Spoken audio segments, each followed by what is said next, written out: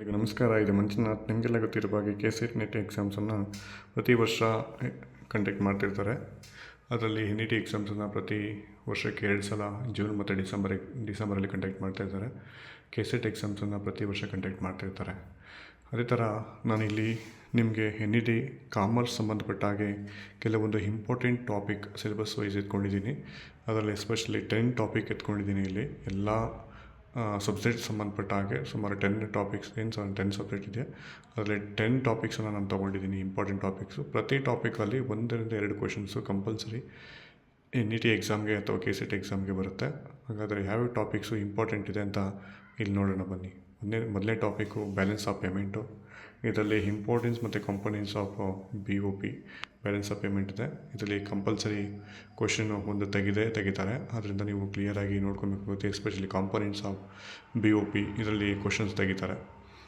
International economic institutions, ಅದರಲ್ಲಿ IMF ಆಗಿರ್ಬೋದು, world bank ಆಗಿರ್ಬೋದು, UNCTAD ಆಗಿರ್ಬೋದು, ವರ್ಲ್ಡ್ ಟ್ರೇಡ್ ಆರ್ಗನೈಜೇಷನ್ಸ್ ಆಗಿರ್ಬೋದು, ಅದರ ಫಂಕ್ಷನ್ಸು, ಆಬ್ಜೆಕ್ಟಿವ್ಸು ಮತ್ತು ಅಗ್ರಿಕಲ್ಚರ್ ಅಗ್ರಿಮೆಂಟ್ಸು, ಗ್ಯಾಟ್ಸು, ಟ್ರಿಪ್ಸು ಇದ್ರ ಮೇಲೆ ನಿಮಗೆ ಸುಮಾರು 2-3 ಕ್ವೆಶನ್ಸ್ ಅಂತೂ ಖಂಡಿತವಾಗಿ ಬಂದೇ ಬರುತ್ತೆ ಎಕ್ಸಾಮ್ಗೆ. ಅದರಿಂದ ನೀವು ಚೆನ್ನಾಗಿ ಇದ್ರ ಮೇಲೆ ಫೋಕಸ್ ಮಾಡಬೇಕಾಗುತ್ತೆ.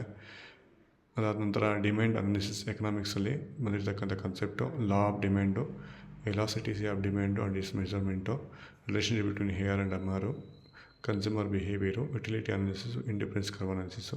ಇಲ್ಲಿ 2 ಕ್ವೆಶನ್ಸು ಡಿಮ್ಯಾಂಡ್ ಅನಾಲಿಸಿಸ್ ಮೇಲೆ, ಲಾ ಆಫ್ ಡಿಮ್ಯಾಂಡ್ ಮೇಲೆ ಮತ್ತು ಎಲಾಸಿಟಿ ಆಫ್ ಡಿಮ್ಯಾಂಡ್ ಮೇಲೆ, ಕನ್ಸ್ಯೂಮರ್ ಬಿಹೇವ್ ಮೇಲೆ.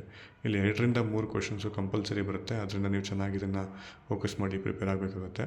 ಅದಾದ ನಂತರ 4th concept working capital management. ಇಲ್ಲಿ 1 ಕ್ವೆಶನ್ ಬರುತ್ತೆ. ಡಿವಿಡೆಂಡ್ ಡಿಸಿಷನ್ ಥಿಯರೀಸು, ಅದ್ರ ಮೇಲೆ 1 ಕ್ವೆಶನ್ ಬರುತ್ತೆ.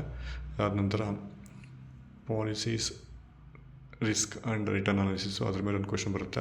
ಸೆಕ್ಯುರಿಟೈಸೇಷನ್ಸ್ ಮೇಲೆ 1 ಕ್ವೆಶನ್ ಬರ್ಬೋದು. ಸ್ಯಾಂಪ್ಲಿಂಗ್ ಆ್ಯಂಡ್ ಎಸ್ಟಿಮೇಷನ್ಸು, ಇಲ್ಲಿ ಸ್ಯಾಂಪ್ಲಿಂಗ್ ಮೆಥಡ್ಸ್ ಮೇಲೆ 1 ಕ್ವೆಶನ್ ಬರುತ್ತೆ. ಪ್ರಾಬಬಿಲಿಟಿ ಮತ್ತು ನಾನ್ ಪ್ರಾಬಬಿಲಿಟಿ ಮೆಥಡ್ಸ್ ಅಂತ. ಅದರಲ್ಲಿ ಕಂಪಲ್ಸರಿ ಕ್ವೆಶನ್ಸ್ ಬಂದಿದ್ದಾವೆ ಸುಮಾರು ಟೈಮು. ಅದನ್ನು ಕರೆಕ್ಟಾಗಿ ನೋಡ್ಕೊಳ್ಳಿ. Sampling distributions, central limit theorem, standard errors, statical estimation. ಇದರ ಮೀನಿಂಗು ಕಾನ್ಸೆಪ್ಟನ್ನು ಕ್ಲಿಯರಾಗಿ ನೋಡ್ಕೊಳ್ಳಿ. ಕ್ವೆಶನ್ ಬರುತ್ತೆ ಇದ್ರ ಮೇಲೆ, ಸ್ಯಾಂಪ್ಲಿಂಗ್ ಮೇಲೆ. Next 6th one human resource management. ಇಲ್ಲಿ ಸಹ ಬರ್ತಕ್ಕಂಥ ಕ್ವೆಶನ್ಸ್ ಇದೆ. ಇಲ್ಲಿ especially roll and functions of HRM, human resource planning ಮೇಲೆ ಕ್ವೆಶನ್ ಬರುತ್ತೆ. Recruitment, selection, training and development, succession planning. ಇಲ್ಲಿ 3 ಕ್ವೆಶನ್ಸ್ ರೈಸ್ ಆಗುವಂಥ ಚಾನ್ಸಸ್ ಇರುತ್ತೆ. ಫಿನಾನ್ಷಿಯಲ್ ಇನ್ಸ್ಟಿಟ್ಯೂಷನ್ಸು, ಇಲ್ಲಿ ಡೆವಲಪ್ಮೆಂಟ್ ಫಿನಾನ್ಷಿಯಲ್ ಇನ್ಸ್ಟಿಟ್ಯೂಷನ್ಸ್, ಅದರ ಮೇಲೆ 1 ಕ್ವೆಶನ್ನು. ನಾನ್ ಬ್ಯಾಂಕಿಂಗ್ ಫಿನಾನ್ಷಿಯಲ್ ಕಂಪ್ನೀಸ್ ಮೇಲೆ 1 question. Mutual funds, pension funds, financial regulators in India, ಇದ್ರ ಮೇಲೆ 1 ಕ್ವೆಶನ್ಸು ಬರುತ್ತೆ. ಪ್ರಾಡಕ್ಟ್ ಡಿಸಿಷನ್ಸು, ಇಲ್ಲಿ product lines, product mix decisions, product life cycle, new product development, 2 questions ಬರೋಂಥ chances ಇರುತ್ತೆ. Competition act, ಇದ್ರ ಮೇಲೆ 1 question ಬರುತ್ತೆ. RTI ಆ್ಯಕ್ಟು, ಇದ್ರ ಮೇಲೆ 1 ಕ್ವೆಶನ್ ಬರುತ್ತೆ. ಇನ್ಕಮ್ ಟ್ಯಾಕ್ಸ್ ಬೇಸಿಕ್ ಕಾನ್ಸೆಪ್ಟ್ ಮೇಲೆ 1 ಕ್ವೆಶನ್ ಬರುತ್ತೆ. ರೆಸಿಡೆನ್ಷಿಯಲ್ ಟ್ಯಾಕ್ಸ್ ಸ್ಟೇಟಸ್ ಮತ್ತು ಟ್ಯಾಕ್ಸ್ ಇನ್ಸಿಡೆಂಟು ಮತ್ತು ಎಕ್ಸೆಂಪ್ಟೆಡ್ ಇನ್ಕಮ್ ಮೇಲೆ 1 ಕ್ವೆಶನ್ಸು ಬರುತ್ತೆ. ಸೊ ಅದರಿಂದ ಇಷ್ಟು ಕಾನ್ಸೆಪ್ಟನ್ನು ನೀವು ನೋಡಿಕೊಂಡ್ರೆ ಮ್ಯಾಕ್ಸಿಮಮ್ ಏನಂದ್ರೆ 15 ಕ್ವೆಶನ್ಸ್ಗೆ ನೀವು ಆನ್ಸರ್ ಈಸಿಯಾಗಿ ಮಾಡ್ಬೋದು. ಅದರಿಂದ ಚೆನ್ನಾಗಿ ಪ್ರಿಪೇರ್ ಆಗಿ. All the best. Thank you.